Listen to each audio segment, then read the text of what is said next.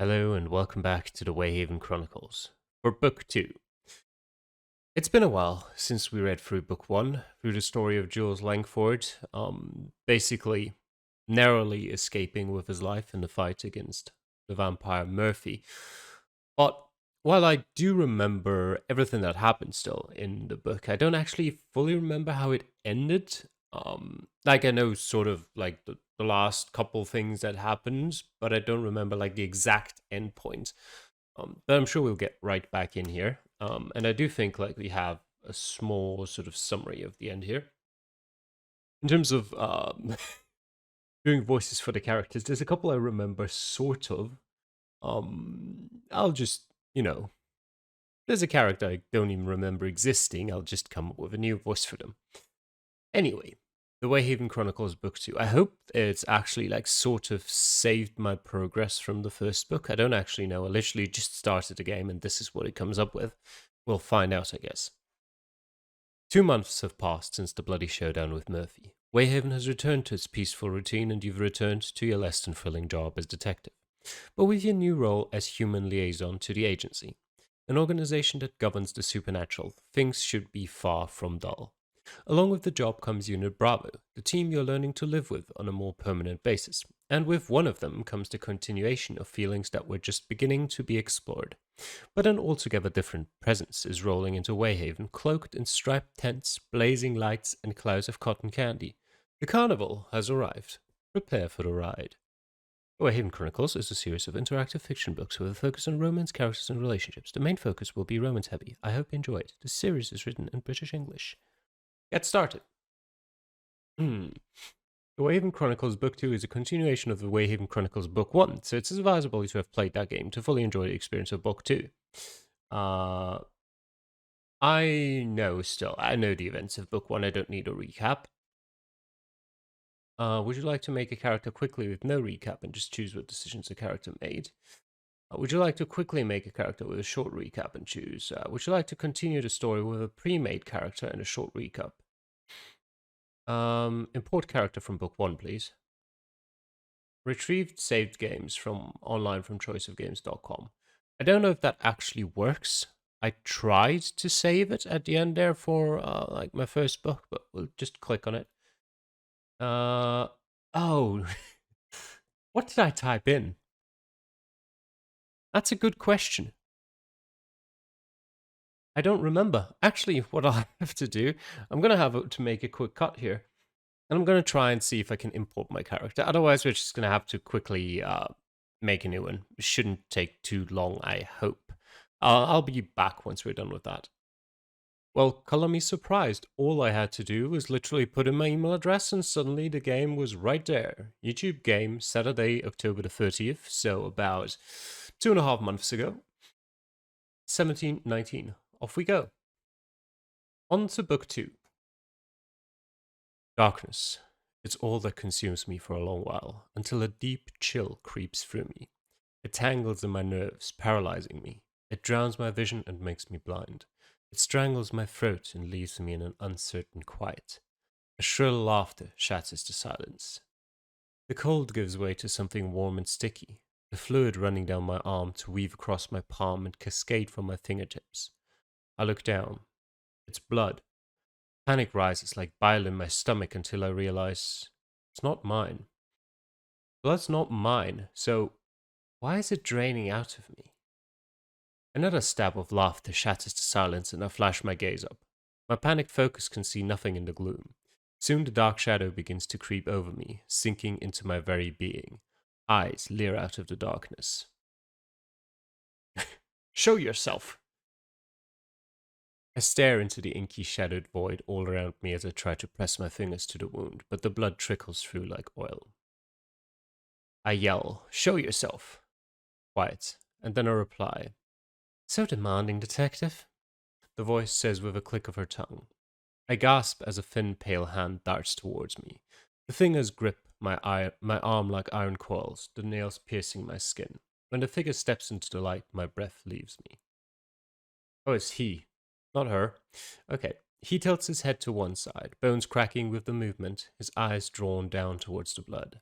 He smiles. When all you have to do is ask. Sharp teeth glint in the pale light, and then another figure looms from the shadow, the darkness trembling and retreating as they move closer. The light that precedes them is enough to break the man's hold on me, and he dissolves into the brightness with a hiss. The new stranger stands before me with head bowed. When I inch a step forward, they look at me with curiosity. Amber eyes meet mine and instantly draw the fear out of me.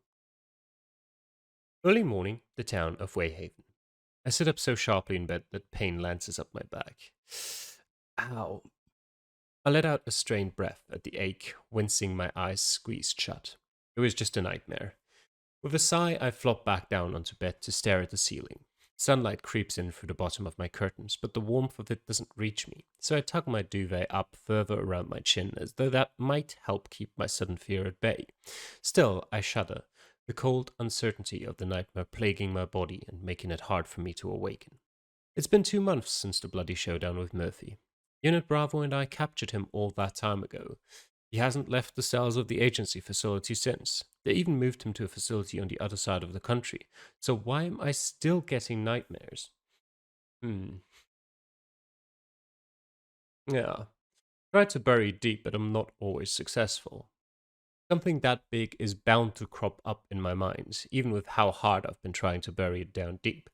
Better not to think of these things. If I think about it, I have to deal with it, and it's much easier not to. With another heavy breath, I shove the remnants of the nightmare back down where they belong. Then I push myself out of bed to head to the bathroom and get ready. Morning light has already filtered in through the opaque window as I trudge into the bathroom, casting a bright, optimistic light over the room. It helps a little. Squinting against the bright light, I come to a stop in front of the bathroom mirror. I've looked at the same person in the mirror for quite a few years now. The same body, the same face, the same light blue eyes. Nothing much has changed, except now something has. I raise my hands and trace my fingertips along the small pale tracks on my neck. They're barely visible at all now. The agency's healers were incredible, but even they couldn't heal the wounds completely. Murphy had ripped into my neck, not bitten delicately like I've seen before in vampire movies. Someone would only notice the scars were there if I pointed them out, but I know they're there. It's getting more difficult to keep pushing the thoughts down, but I manage it once again and turn to head into the shower. The shower helps me wake up, allowing me to be at least a little more ready for the day than I was. All I need to do is get dressed and grab some breakfast, and then I can head into work. At least, the light spring mornings are better to get ready in than the gloom of winter. A change of season has been much welcomed in Wayhaven after all the heavy events that happened. Yanking open my closet, I reach for my usual outfit of jeans and t-shirt. I grab my usual outfit, tug it on, and then work on some breakfast. Gathering up my food and tea, I move to sit on a window seat of the living room window. The parking lot is already almost empty, a couple of cars pulling out lazily and merging onto the main road. Thankfully, my apartment building is a peaceful one. The only signs of morning activity are the aroma of breakfast cooking from the apartment next door and the gentle thumping of tiny feet from the young family who live above.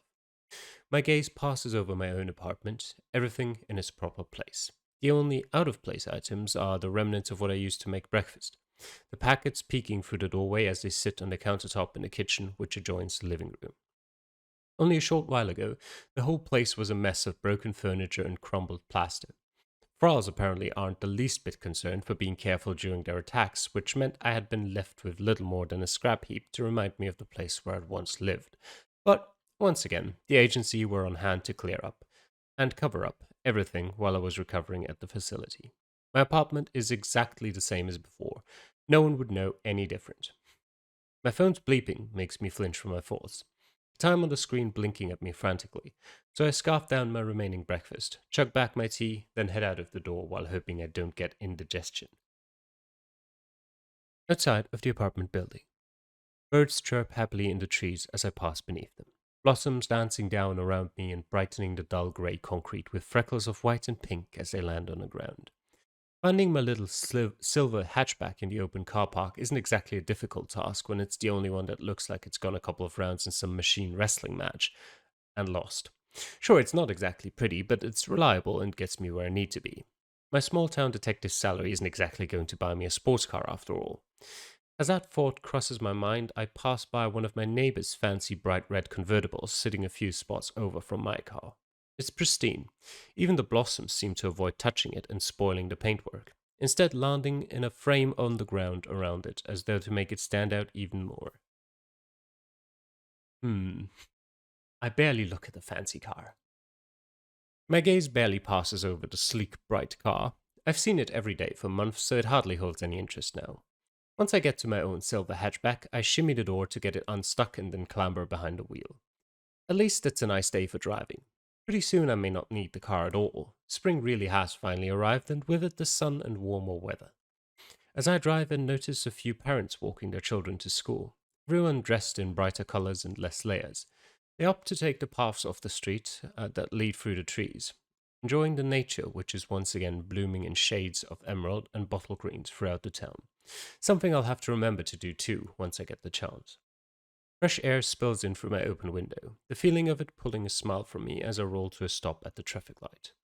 It permeates my body, making my chest rise and my shoulders relax, and my fingers loosen their grip on the steering wheel. It feels like a fresh start, at least until I cough a little at the exhaust fumes of the car in front of me. The stench of it leaves a vile taste on my tongue. It's hard not to be reminded that clouds can still cling to the freshest of days, and the clouds in my fresh start are the thoughts of the supernaturals that have been gathering in Wayhaven as of late. To be fair, I've barely been involved at all with any of the supernatural incidents. Unit Bravo have handled anything strange, something they can do with more efficiency now they've begun settling into a permanent residence in Wayhaven. The agency, through my mother's close connections with the mayor, managed to purchase and secure an old warehouse at the very edge of town. It's buried deep in the forest to stay hidden, but it is close enough to town for the team to be there at a moment's notice. It's to be Unit Bravo's home base from now on, and I get to see just what they've done with the place later today. I can't believe it's been so long since I've seen any of Unit Bravo. We went through such an intense time together during those last few months that it's odd not having them around.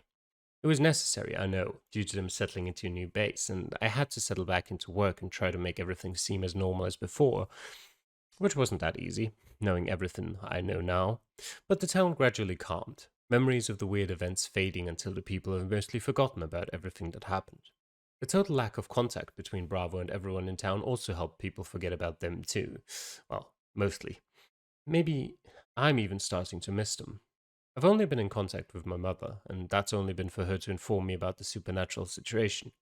Apparently, the threats have been fewer than they feared, but still more than they would like. Seeing Unit Bravo again will be odd. Will it be the same? Are we going to be able to work together again? Especially in a more permanent way? At the thought of Unit Bravo, my thoughts drift to one member particularly. Hurrah! Even just her name sends a flurry of happy tingles fluttering through my entire body. I'm sure there was something going on between us. It's difficult to tell if it was just jovial, flirting, or something more, and it's been so long. Maybe I just imagined it? What an unexpected surprise you've been, Detective. Farah's flirtations whirl through my mind like silk, and it takes me a second to blink out of the reverie and concentrate on the road once again. Thankfully, the station comes into view before I really have to analyze that train of thought any further. It's fairly easy to find a parking space almost right outside of the station doors. Wayhaven is small enough that cars aren't really necessary for many people if they don't leave the town, which 90% of people don't. Once you're in Wayhaven, you're there for life most of the time. Even if you try to leave, something always seems to draw you back. At least it's a pretty place to live if you're going to have to stick around. Shoving open my car door, Oh, my height. Um, let's go for my actual height, which is 5'11" and a bit. I'm 181.5 centimeters. I think like that's just below 6 feet. 6 feet. So probably that. Get out awkwardly due to my tall height. I climb out of my car a little more awkwardly than I'd like and lock the door after me. When I turn to face the station, I notice Tina leaning against the wall outside. Her eyes are focused well past me on the opposite side of the road. Her curly brown hair has been manhandled back into a ponytail, and she has decided to wear such a bright shade of pink lipstick that it matches the tulips blooming in the pots around us. Her rosy complexion is also even more pronounced by the blusher she has blended across her rounded cheeks. What are you looking at? I ask as I approach. She barely glances at me. Nicer weather is finally here. You know what that means. I arch a brow and turn to follow her line of sight. Suddenly, everything becomes very clear. With the warm weather coaxing everyone out, the fire station on the block diagonal to the police station has also opened its large warehouse door. Jemima, Michael, and Zante, what names? The only full time firefighters in Wayhaven are currently washing down the fire truck with smiles on their faces as bright as the sun that gleams from the red paint of the vehicle. Their work is very closely supervised by Tina. Um.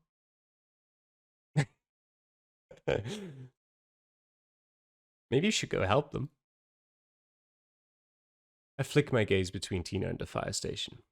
If you're so invested what they're doing. Oh no, she replies, then smirks. I'm a much better spectator. So I can see. She shrugs.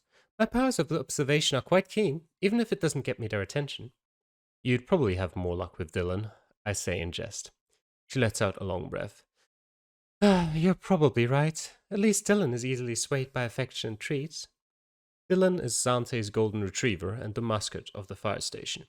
He likes to spend most of his day wandering out and receiving pets from any people passing by before returning to his bed to keep watch over the firefighters. Not much different from Tina, actually, if she had her way. I shift, gesturing to the station door. Well, you can't spend all day out here ogling.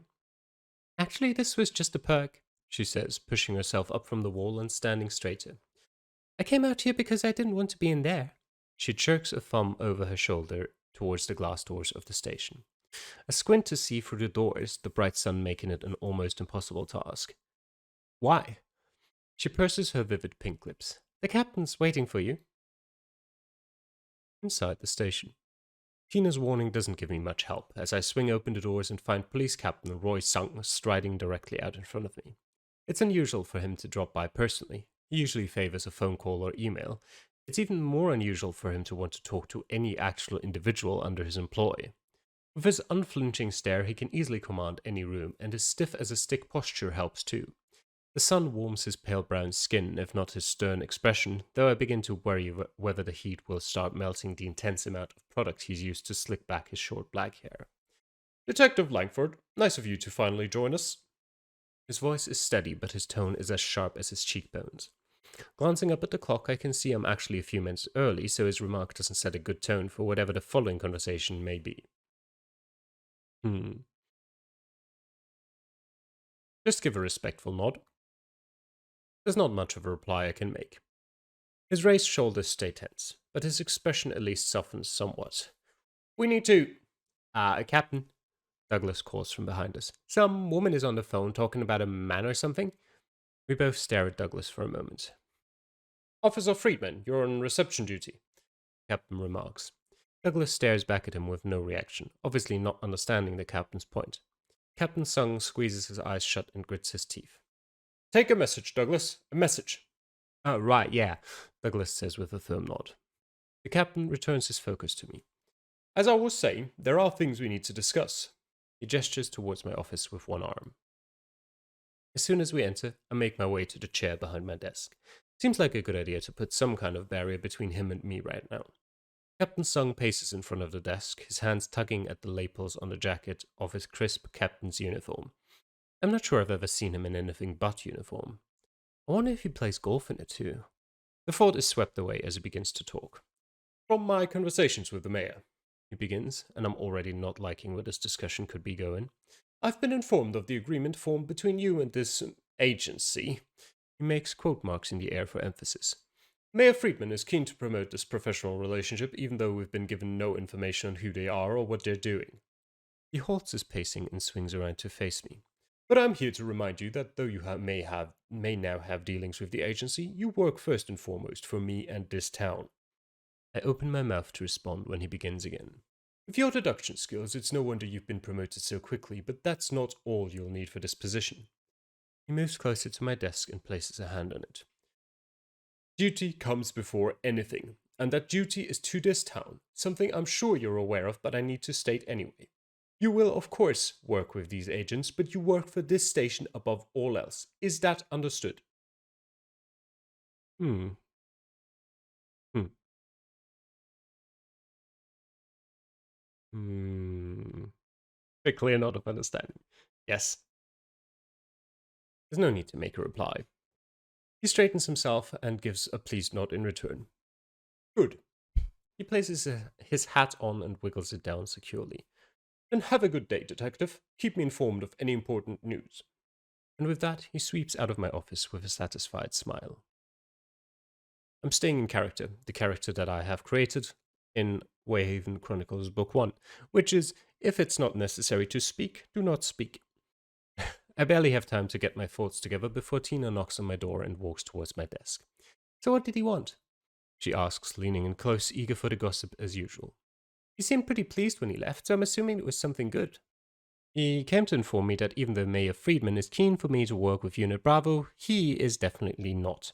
I reply, rubbing a hand over my face. Tina slumps to sit on my desk beside me. Ah, that makes sense. The mayor has claimed pretty much all of the town, so the captain's only territory is the station. Guess he's worried he won't have this place to lord over soon. I give a faint nod of agreement as I begin to shift myself into getting on with work, but Tina's hand on my shoulder pulls me out of work mode for a moment. Don't worry about the captain, she says with a smile. You're just what this town needs, and working with those agents is only going to make that better. Her hand slides from me as she throws it into the air. I mean, come on. You guys took down that killer. Oh man, I wish I could have been there when you hauled him into the big city prison. That was the cover story. Murphy had been arrested and taken to the big city. Wayhaven was safe and the case was closed. And just like that, everyone believed it. Though I suppose there was so much fear while Murphy stalked the streets that people need to believe it. They don't want to look any further, luckily for the agency. I still wasn't allowed to tell anyone about it, and I can't break that rule, especially now I work for them too. But sometimes it's hard to keep up the secret with those I'm close to. I stare back at Tina.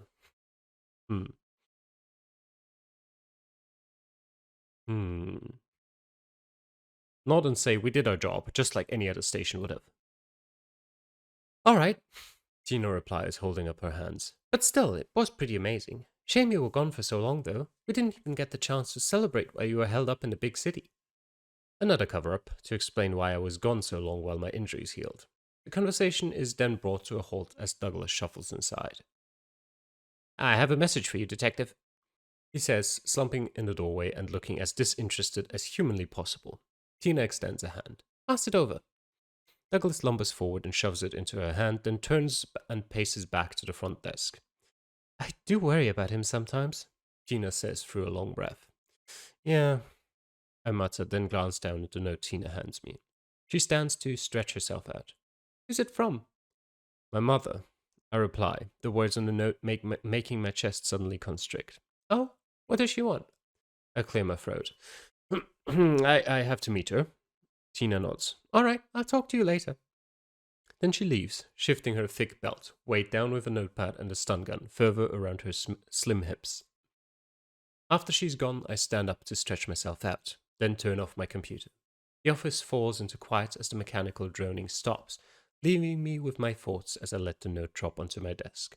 Grabbing up my jacket, I take a last glance at her note. The meeting is ready. Unit Bravo will be waiting.